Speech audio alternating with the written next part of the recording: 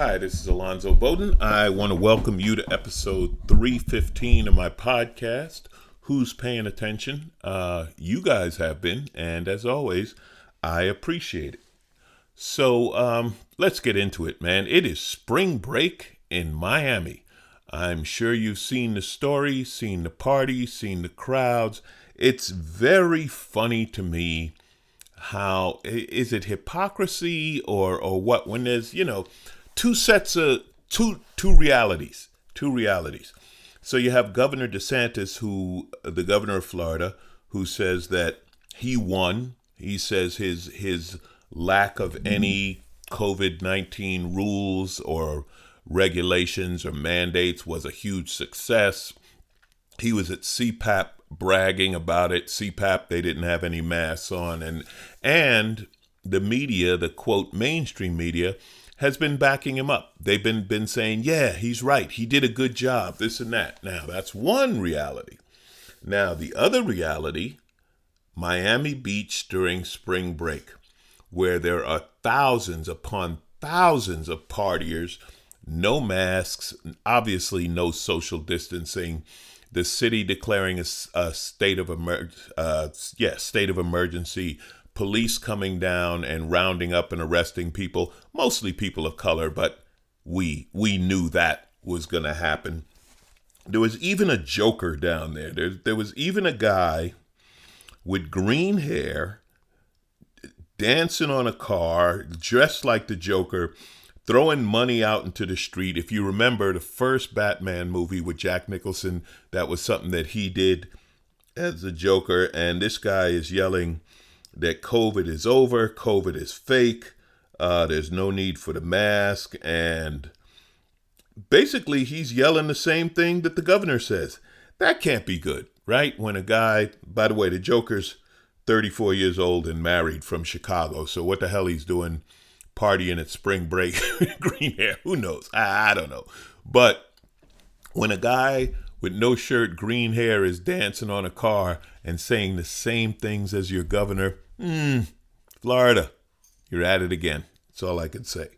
And some horrible things that happened. There was a young woman who was drugged, raped, and left for dead by two young men. And now the men are arrested and in custody. And what that means is 3 people went to spring break and 3 lives came to an end. Hers, obviously, most tragically, but theirs, the 2 guys just literally wasted high, stupid, and tragic. Now, I'm not against spring break, and I've said this before. I get it. Listen, 20-somethings are going to party. You're not going to stop them. But the grown-ups could somehow make this, I don't know if safer is the right word. They could do something. There's some line between run the streets like crazy, fight, drink, get high, party, blah, blah, blah, and strict curfews, no rules, we're going to arrest you. There's somewhere in between. And if you had somehow allowed the kids to party, arranged areas, had people out there, maybe it wouldn't have been this bad. But you've got a governor who agrees with the Joker, so what the hell? Another thing that was pointed out was kind of interesting in the arresting of people of color mainly. Someone pointed out that, in Texas, they're doing the same thing. South Padre Island is the same spring breakers and the same partiers, but because they're more affluent and all white, there's no arrests and no problems. But I will tell you this. Texas got its own problems, besides Ted Cruz, and I'll get to Lyin Ted in a minute. So far, at least 4 conferences were canceled in Austin because of the lack of statewide mask mandate. They cost one hotel $350,000 in revenue, and that's just one. And they're not giving the names of the hotels, but this is because the governor said that there's no mask mandate and, COVID is done and blah, blah, blah, blah, blah. And people are like, yeah, we'd rather not have a super spreader event if we could avoid it. So they're not going. Now, a lot of people are going to Texas, and I don't know that Texas is losing revenue or whatever. It seems that they are. The Convention and Visitors Bureaus in Dallas, Arlington, Austin, Houston. Okay, well, no, I'm sorry. Dallas, Arlington, and Austin are having cancellations.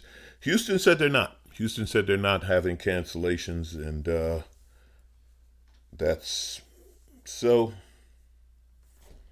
Yeah, these are the choices. Now getting back to Ted Cruz, it's amazing, but Lyin Ted actually told the truth. Well, sort of. So, as you know, voting rights is becoming a national issue because the Republicans are very upset when people are allowed to vote. The more people that vote, the more Republicans are going to lose. And that is basically what Lyin Ted says. Now, he, in one of those calls to, the fundraising calls and the this and the that, he talks about H.R. 1, which is a voting rights bill passed by the House Democrats, and it's going to make it, the goal of H.R. 1 is to make it easier for everyone to vote. So, of course, he's against it. Now, he started out lying, saying it's going to give voting rights to illegal aliens and child molesters. The Republicans have this thing for child molesters. I don't know what this is. Whenever something happens, well, there's going to be child molesters. I don't even know what that comes from. I'm hesitant to even offer a theory of, they had the child molesting ring with Hillary Clinton and the child molesters. Now child molesters are being allowed to vote somehow. I don't know. He also said that, quote, America would be better off if more murderers were voting. Yeah. But within all of this bullshit, he did say one thing that was true. And he said, if Democrats achieve their goal of easier voter access with H.R. 1, they will win and maintain control of the House of Representatives and Senate and of state legislatures for the next century. So if you remove for the next century from that, it is true. The more people, it seems that the more people vote, the more Democrats win. Now, rather than restricting voting, as because Georgia just did that, Georgia passed a bill to restrict mail-in voting and voter drop boxes and registrations, etc., which Joe's stepping up and talking. Joe said it's the Jim Crow of 2021. And hopefully we get this federal law passed, H.R. 1, because in the Constitution, which Republicans like selectively, they're selectively like the Constitution, but in the Constitution, the way the country's built, federal law supersedes state law. This is why they don't want any federal gun laws, which we'll get into in a minute. But if they restrict the voting in Georgia, and Biden calls it, the modern Jim Crow, this is what they want to do. They don't want people to vote. They do because they will lose, and they know that. So let's look at the Constitution as they see it. And believe me, I'm no constitutional expert, far from it. But I know enough about it to know they're full of shit. That's how much I know about the Constitution. Because they only know the Second Amendment. That's the only one they like. Some bitch, gun, I can take a gun, some bitch, anywhere I want to go. America, militia, some bitch, NASCAR, which is pretty much their argument. Anyway, so we've had 2 mass shootings so far, and they probably stopped another one. We had the one in Atlanta, 6 Asian women and 2 white people killed. They refused to call it a hate crime. Now they're trying to set up a mental health defense for him. And when I say they, law enforcement is trying to set up the mental health defense for him, not him. The law enforcement is talking about, well, he had a bad day. He's got mental illness. So they're trying to set that defense. In Colorado, a guy shot 10 people in a grocery store. You know about that. And there's no better proof that America's opening back up than our mass shootings, right? That's considered getting back to normal. They caught a guy in Georgia in a grocery store who had a bunch of weapons. He was in the bathroom when they caught him. So thankfully he didn't start shooting. And my idiot tweet of the week, which is something I should probably just start.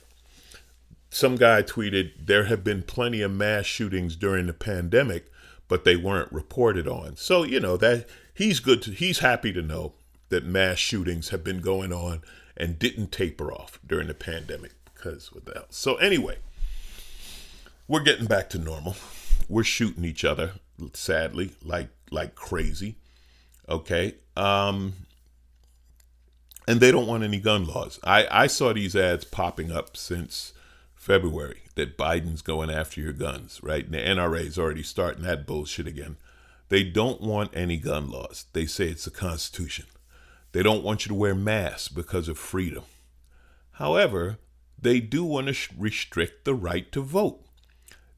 Now, I haven't talked to the founding fathers, and Jesus hasn't called me personally, but I just suspect the founding fathers, and in particular Jesus, would probably want you to vote more so than have a gun. And think about which is more dangerous, because which are they trying? And I say these are the Republicans, top to bottom. The entire party stands behind this. By the way, Marjorie Crazy took down her AR-15 out of her office that was behind her. Something about a mass murder being committed with one made her say, maybe I shouldn't display this. Anyway,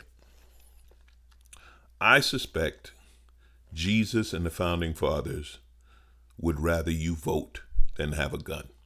I suspect they're more afraid of you voting than having a gun, although, much like the Black Panther Party did in the 60s in California, if every person of color went out to buy a gun legally, those gun laws would be passed so fast it'd make your head spin, no doubt.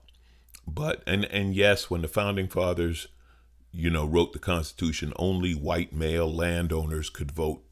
Obviously, no black people or anything like that. I know, but that's changed, and I'm gonna talk about that later too. Things change over time. The hope is we learn and get better, and in most cases we do. And much like Barack Obama said, it's like turning an ocean liner, right? It turns very slow, but you look at the laws have changed. Women getting the right to vote, the attempts at the voting right laws that were made in the 60s that were great laws that they got rid of under Trump and with this new Supreme Court and all of this garbage. But we've done pretty good. We've done pretty good as a nation as far as this goes. So here's the thing. We want you to have guns. Okay, we don't want to wear masks or follow any public safety regulations. We don't want you to vote. Here's what they forget in that Second Amendment. It says well-regulated militia. They use the word regulated because they wanted the government to regulate it. But let's ignore that. Speaking of ignoring the truth and Biden, don't buy into this surge of immigrants bullshit. You know what? There's a surge of immigrants every spring. You know why? Because they're migrant farm workers. And there was 28% increase in immigrants crossing the border under Biden in February and March. It was a 31% increase under Trump. They forgot to mention that. I mean, it makes sense. If you're a farm worker, you come in the spring. Isn't that when they plant stuff and get ready, like grow stuff? I'm no farmer, no expert, but I would think that would be when they show up. Not a lot of farmers coming in November looking for work. So it's all bullshit. It's all, and the thing about it, and this is why I do Who's Paying Attention and look at the news, and because it's such a simple thing. Like I will never understand why the quote mainstream media doesn't shut these lies down immediately. There's no surge, and it didn't take me long to find this out. Just flipping through the news, I found the article. Okay. Written by Esquire, a writer from Esquire, which is a great website, by the way. Esquire has some really good stories. But it was very simple. They said, we looked at data from U.S. Customs and Border Protection to see if there's a crisis or even a surge. They analyzed data from 2012 to now and found no crisis or surge can be attributed to Biden administration. Okay, it just happens every time. During the fiscal year 2019 under Trump, apprehensions increased 31%. Okay, and in 2018 it was 25%. This year it's 28%. So it kind of fits in. Normal. Why do they damn it, tell the truth. Tell the simple truth to people and allow them to make their decisions. It's so frustrating. Speaking of lies, and just, lies that they could just stop. As soon as they tell the lie, somebody needs to just say, well, no, that's not true. So Fox News goes crazy because Vice President Kamala Harris did not salute a military guard while getting on a plane. And Fox News, she's breaking with precedent, failing to salute the honor guard, and blah, blah, blah, blah, blah. Well, here's a simple truth. Kamala Harris is a civilian. Civilians don't salute the military. Kamala Harris is not in the chain of command. The president is the commander-in-chief. He's not required to salute, but you would think that he would do it. And it just started under Reagan, who did it as a matter of courtesy, which is written. Okay. Not only didn't she salute, she actually shouldn't. She actually should not salute because she's not in the military chain of command. Saluting is inappropriate. And if other vice presidents did it, they were wrong. These are military regulations. They do all this honor and blah, blah, blah. And the Republicans and Fox News and all, they just don't care. But I also blame the any other news media outlet for not telling the simple truth. Oh, the vice president? No, the vice president's not supposed to salute. She's not in the military, so she's not supposed to salute. That's how it works. The military salute is an expression of honor and respect between military people, not just any average idiot like me. If I walk around, as a matter of fact, I've done USO stuff, military shows all over the world. I've never saluted. You know why? Because it's not my place. I'm the comedian. I'm there visiting. I show respect to their rank and their whatever their rules. But saluting, no, I don't do, because that's military protocol for military people. So who's paying attention? Unfortunately, me. Come on. Someone could do a better job of this shit than me. I love you guys for listening. Now I'm going to talk about my sponsor. I love these guys. I appreciate them, and I will definitely advocate for mental health. I'm talking about BetterHelp.com. HELP. BetterHelp.com. Mental health is so important right now. People are still stressing. Depression, anxiety, anger, family conflicts, self-esteem issues, sleeping, relationships, all of these things, many of them compounded by the pandemic. Many of them, how much anxiety over being unknown whether you're going to be working or not, or your finances. How many family conflicts from the family being put together in a small space. I don't know if you're aware of this. They're talking about another toilet paper shortage. Yeah, we could run out of toilet paper again. People are stressing. Now that's a little bit of a joke, but the truth is, if you have mental health issues, if you have any area of concern, if you're getting in your own way, I've said this before, I say it again, you're not the only one. You're not the only one, and help is out there. BetterHelp.com. It's confidential, convenient, professional. You have access to your counselor. They get back to you in days. You go by phone. You could do it online. BetterHelp.com. Okay. As a listener, you get 10% off your first month by visiting my sponsor at BetterHelp.com/Alonzo. That's BetterHelp, HELP.com/Alonzo. Okay. Check it out.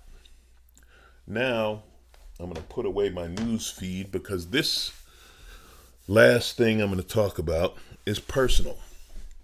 This past week, Jay Leno went on, I believe it was Good Morning America, and issued an apology for Asian-related jokes from 10 years or more ago. Now, I don't agree with this at all.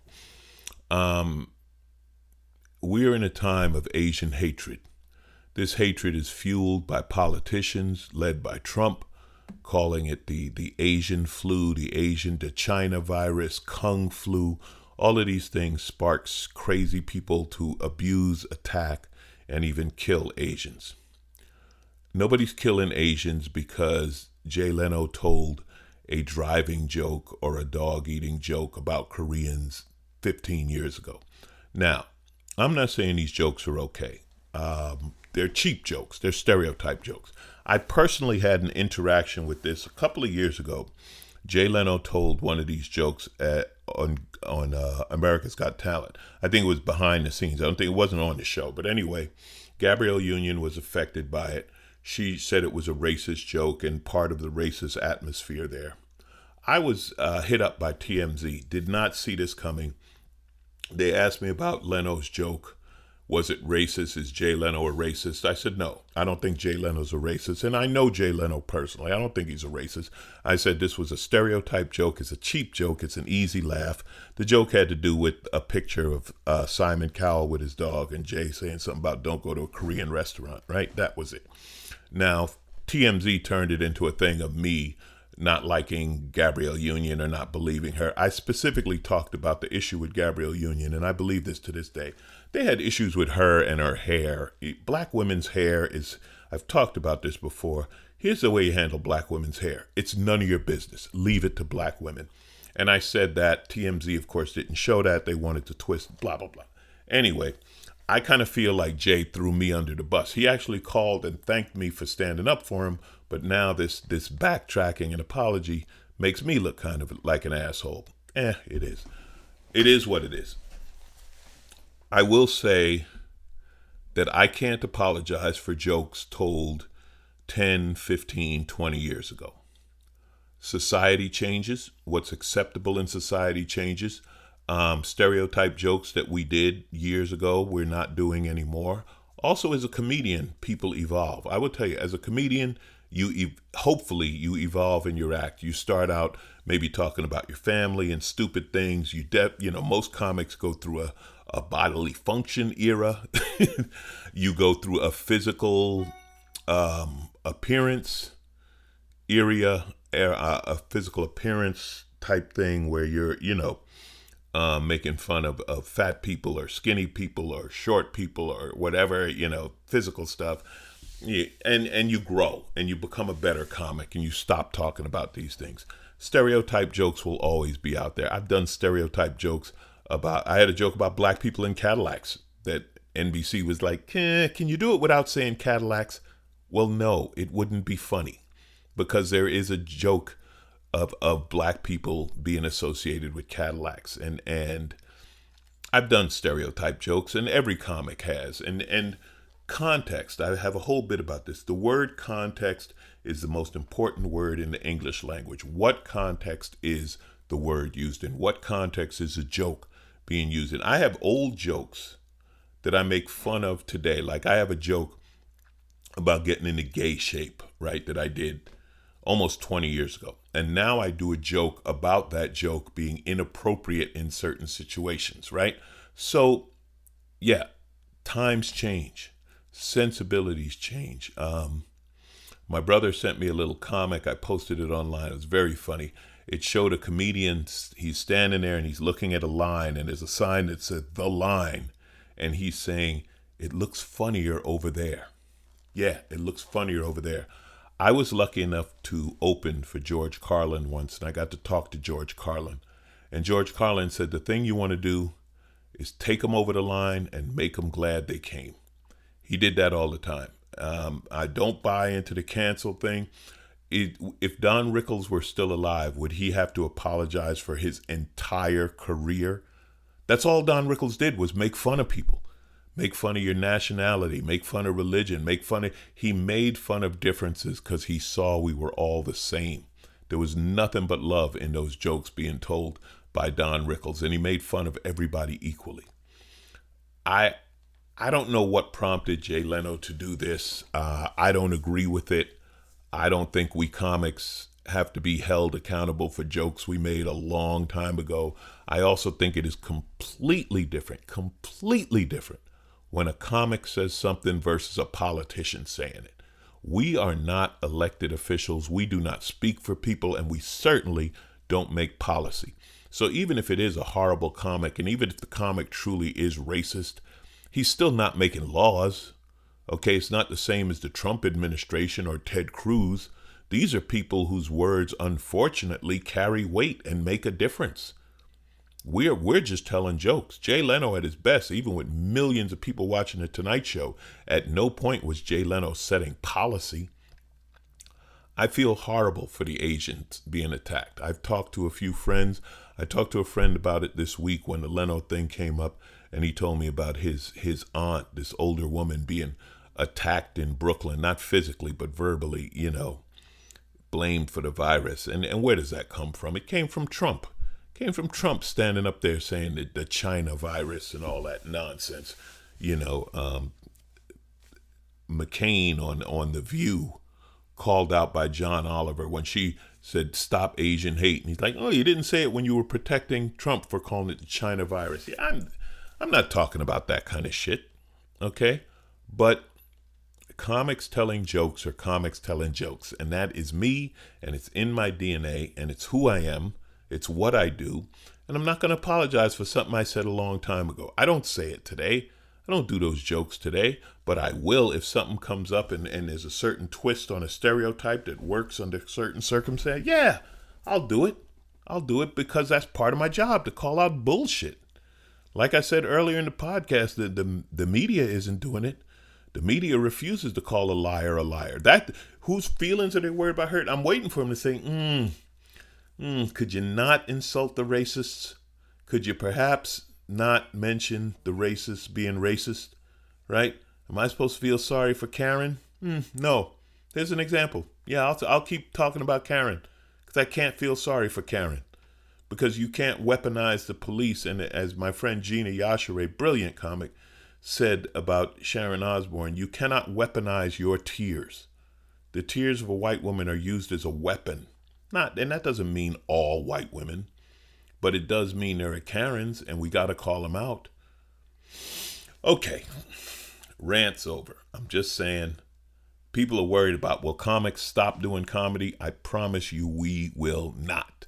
I promise you we will not. And I think it's a shame that Jay Leno, being one of the biggest names in comedy and one of the biggest names in history of comedy, did this apology. I feel like he's throwing us all under the bus, or definitely aiming the bus at us. So, Jay, I love you. You're a friend. I appreciate being on your show. I appreciate being on Leno's Garage, but I just don't agree with you on this one. Thank you guys so much for listening. I'm going to be on Wait, Don't Tell Me this weekend. So, tune in locally wherever your NPR outlet is. I will be on the March 27th, 28th. I'm still asking you to go to kblatalk.com. Look at the progressive talk that's coming to LA. That's going to be fantastic. I think it's going to be big, and it's going to be, and it needs you. It needs you. You need to be listening. So look that up. And thank you so much once again for the support. You know something? I'm recording this in my office. The Hulk is laying on his bed, half asleep. And somebody told me, the more you get to know your dog, the less you're going to like people. I love you guys, but there are certain other people. I'm just saying. Keep laughing, stay safe, wear a mask, get the vaccine, and it's good. We're moving forward. And who's paying attention? You are. Thank you.